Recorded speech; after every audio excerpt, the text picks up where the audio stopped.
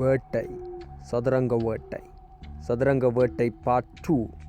ஒரு திரைப்படத்தில் கதைதான் ஹீரோ.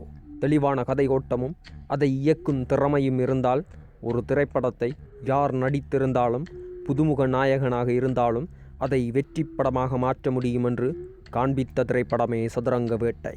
ஒரு திரைப்படம் வெற்றி பெற்றுவிட்டால் அதன் பெயரில் அதனுடைய பகுதி 2 வருவது சர்வசாதாரணமாகிவிட்டது.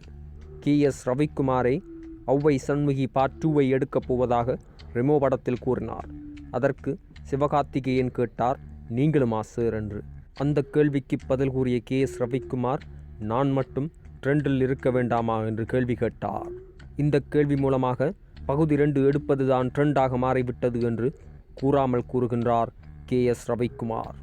அதற்கு இணங்க சதுரங்க வேட்டை திரைப்படமும் பகுதி 2 படமாக்கப்பட்டு வருகின்றது.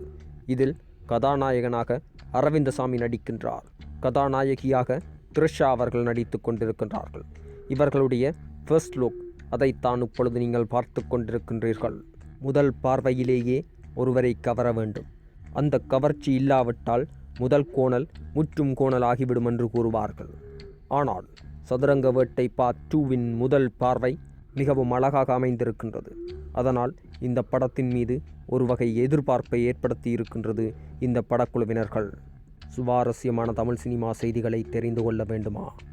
எங்கள் சேனலை சப்ஸ்கிரைப் செய்யவும்.